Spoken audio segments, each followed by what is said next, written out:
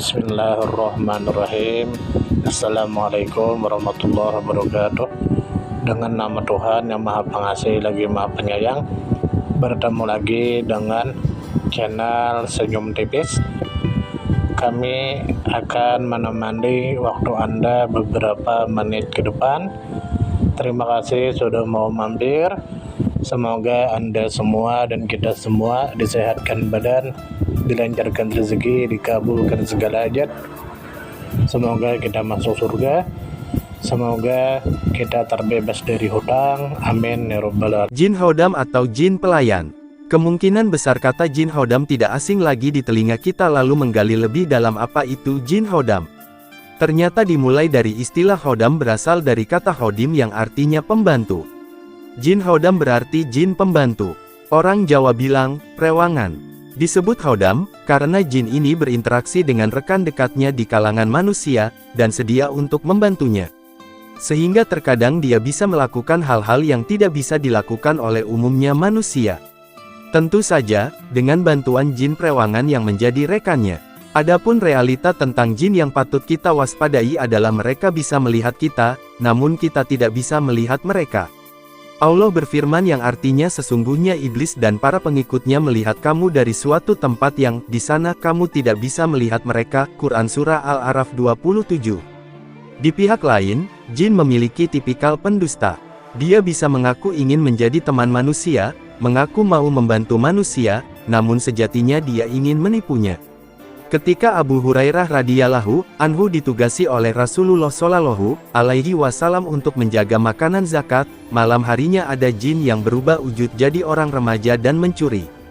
Ketika ditangkap dan hendak dilaporkan kepada Nabi shallallahu alaihi wasallam, dia berusaha memelas dan berjanji tidak akan kembali. Tapi dia dusta, dia tetap kembali, hingga terjadi selama 3 malam. Di malam ketiga, Abu Hurairah tidak memberi ampun dan akan dilaporkan kepada Rasulullah.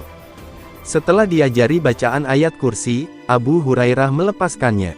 Pagi harinya, kejadian ini beliau sampaikan kepada Rasulullah, lalu beliau bersabda yang artinya kali ini dia benar, meskipun aslinya dia pendusta.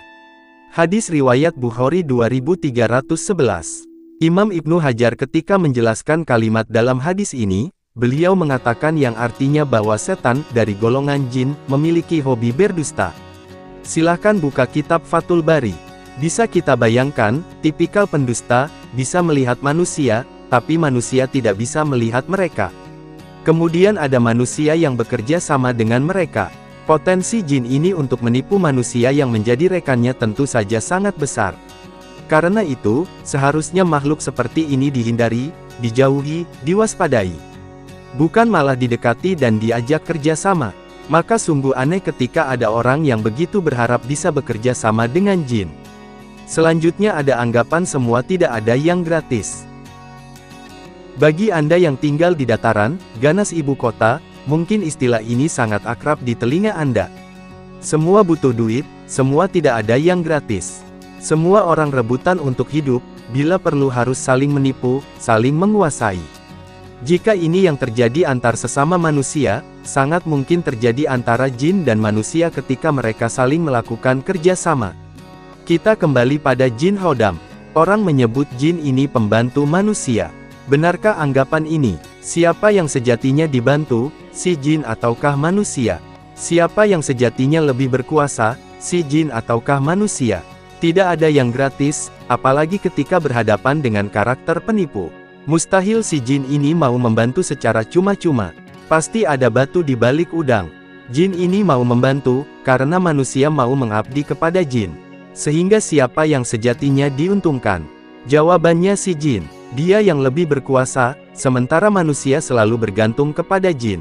Tidak ada manusia yang menguasai jin, selain Nabi Sulaiman. Allah kisahkan dalam Al-Quran, salah satu doa Sulaiman yang artinya bahwa Sulaiman berdoa, "Ya Tuhanku, ampunilah aku dan anugerahkanlah kepadaku kekuasaan yang tidak dimiliki oleh seorang pun sesudahku, sesungguhnya Engkaulah yang Maha Pemberi." Quran Surah Sad 35. Salah satu di antara kekuasaan Sulaiman, yang tidak mungkin dimiliki orang lain adalah bisa mengendalikan dan menguasai jin. Sehingga semua jin menjadi tunduk dan patuh kepada Sulaiman. Bahkan Nabi Muhammad Shallallahu Alaihi Wasallam sendiri tidak mau melangkahi doa Sulaiman ini. Suatu ketika, pada saat mengimami salat, Nabi Shallallahu Alaihi Wasallam melakukan gerakan yang berbeda di luar kebiasaannya.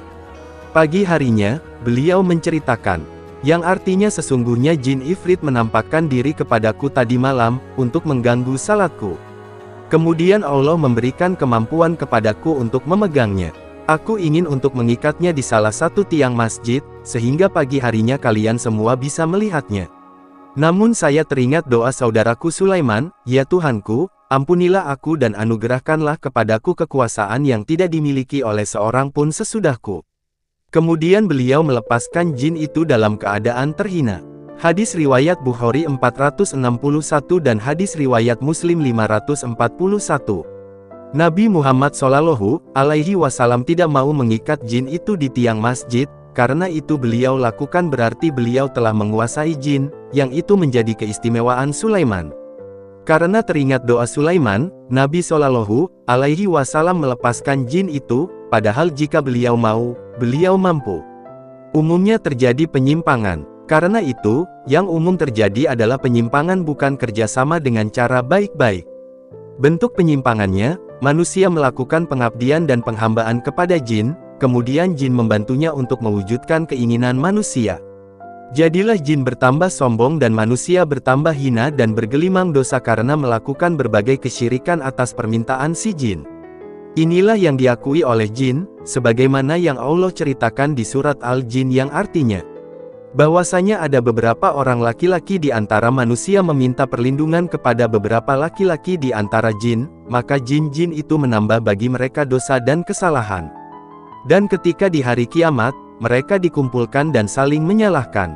Allah memasukkan mereka semua ke dalam neraka, karena melakukan kerjasama yang diawali dengan kesyirikan. Ada ayat Al-Quran yang artinya ingatlah hari di waktu Allah menghimpunkan mereka semuanya, dan Allah berfirman, hai golongan jin, sesungguhnya kamu telah banyak menyesatkan manusia, lalu berkatalah kawan-kawan mereka dari golongan manusia, ya Tuhan kami, sesungguhnya sebahagian daripada kami telah dapat kesenangan dari sebahagian yang lain, dan kami telah sampai kepada waktu yang telah Engkau tentukan bagi kami. Allah berfirman, neraka itulah tempat tinggal kamu, sedang kamu kekal di dalamnya, kecuali kalau Allah menghendaki yang lain. Sesungguhnya Tuhanmu maha bijaksana lagi maha mengetahui. Quran Surah Al-An'am 128.